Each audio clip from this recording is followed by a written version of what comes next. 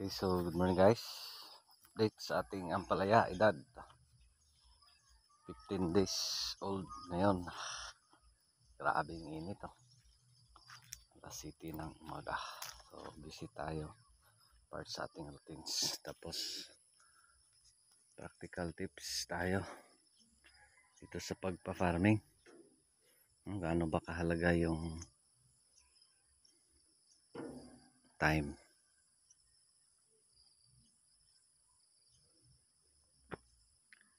dito sa pagpa-farming? Ano bang meron sa oras dito sa farming? No? So beginner's guide tsaka real talk na rin. No? So update, makikita nyo iba-iba yung itsura. May nakaakyat na, may hindi. So dito may nakaakyat na at 15 days Canico Green Admiral F1. So iba-iba yung paglago considering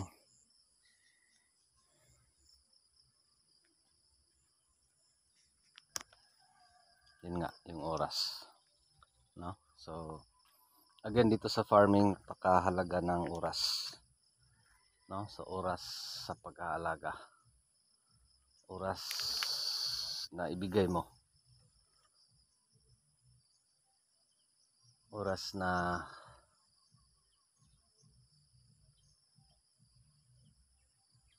yun bang kailangan na ibuhos sa iyong mga tanim, no? Kasi pag wala kang oras, pahirapan talaga, no?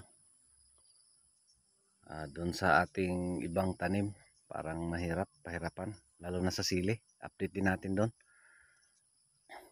no? Tapos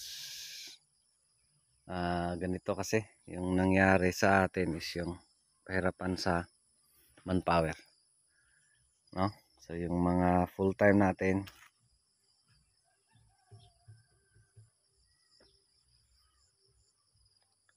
yan yung isa sa worst problem dito sa farming, yung tauhan,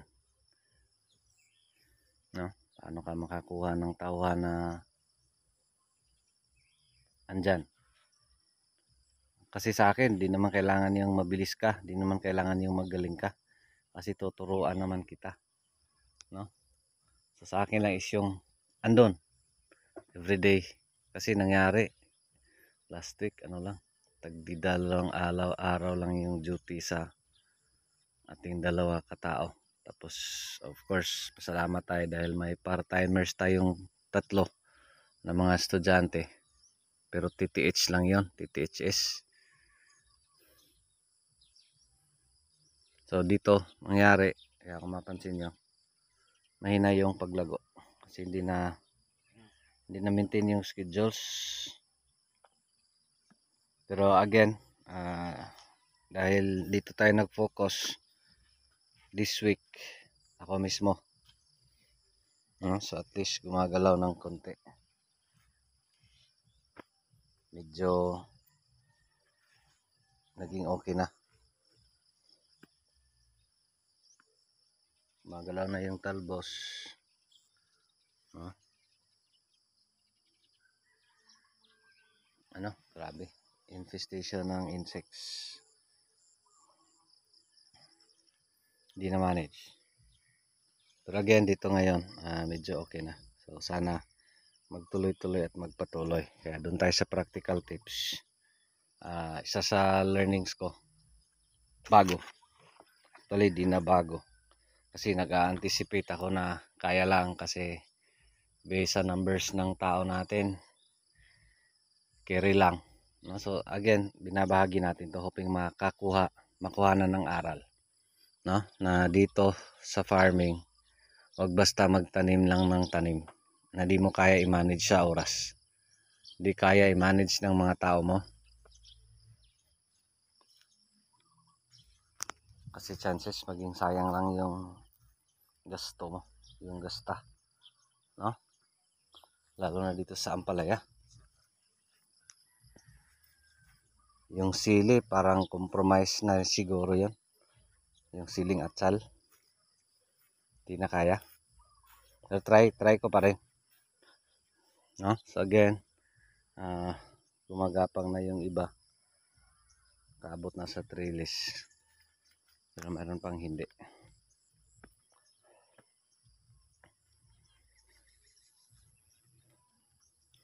No? So again, so far sana maging okay lang itong paglago. So far okay na naman yung mga talbos nila, kaya ng mga previous days, no? Tapos update doon sa sili, no? So dito guys, kung mapansin nyo, parang napatay kasi ano to, nag-spray ng herbicide si Inchik. Ayan,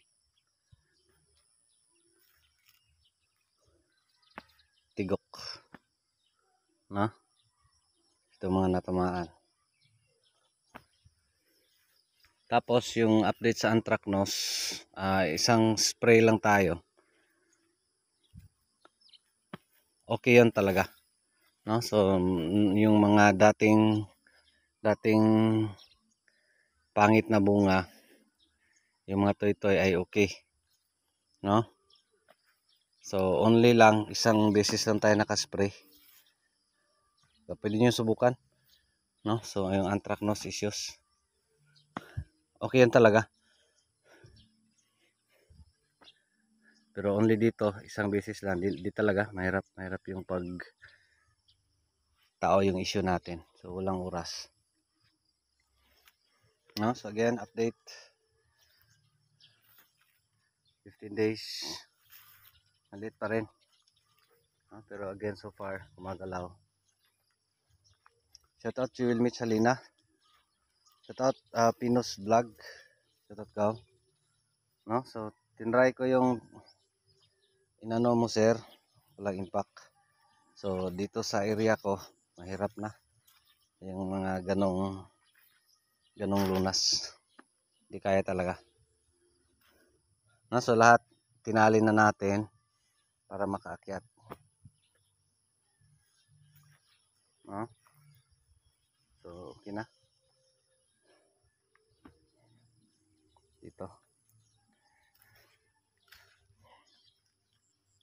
no? So again, practical tips para sa mga baguhan, pag lalo na dun sa mga nagpa-farming na part-time lang, na hindi kayo nagpo-focus, no? So kailangan na makakuha ka ng dedicated na mga farmer, no? Na pag oras talaga, kasi dito yung schedulean is ano,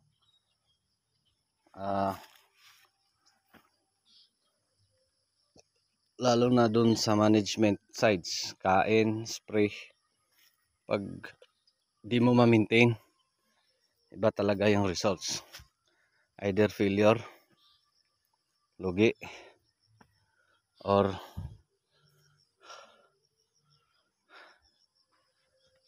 para ka na nagtatapo ng kapital,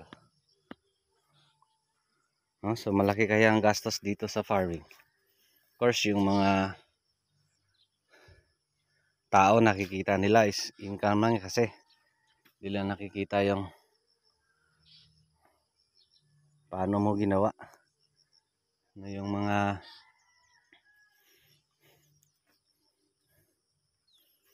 gastos, no? Puro income lang yan,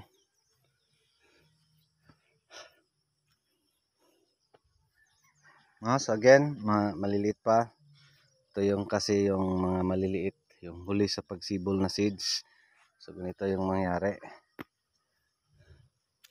Tapos plano ko rin ito sa mga sili, puputulin ko kasi grabe yung mites, isa din sa problema, bubunutin ko yan,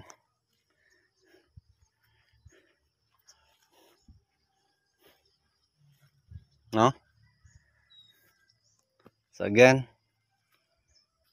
beginner's guide,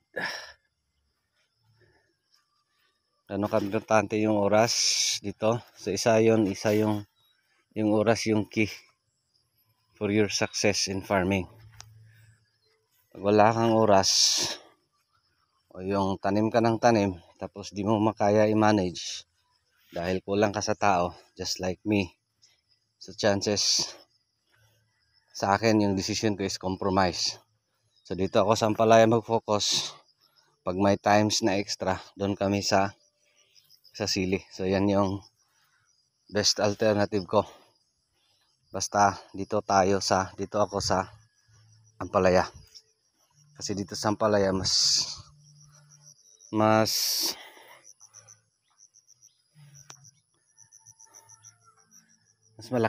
malaki itong kapital dito. Mas malaki yung babawiin. No? So dapat sa akin is compromise decision. So dapat mamili ako. Pag hindi, still gaganon-ganon pa rin yung mga tao dito tapos punta sa kabila. Chances wala lahat. Walang silbi lahat. May chance pa lugi lahat. So kaya advice ko, this is real talk. Dun sa mga kasi pahirapan talaga yung tao. No? Mahirap makakuha ng tao na die hard. Yung loyal. No? So dito yung salary, hindi naman yun basta-basta. 400, 450, 500. No? Malaki na yan. Compared to sa iba dito. Para dito sa area natin, parang tayo lang na nagsahod ng 500. Di pa rin. Kasi yung mindset na nila mahirap. No? Pero again, that's life dito sa pagpa-farming. Patuloy lang, tsaka laban lang. No? So kung may ulan malakas, so sara na natin yung mulch. Kasi grabe ng damo. No? So yun lang, maraming salamat. Again, sa akin. Pag di mo kayang alagaan, huwag kang magtanim. Okay na lang. Na? Kasi yung problema natin is yung tao talaga. Mahirap.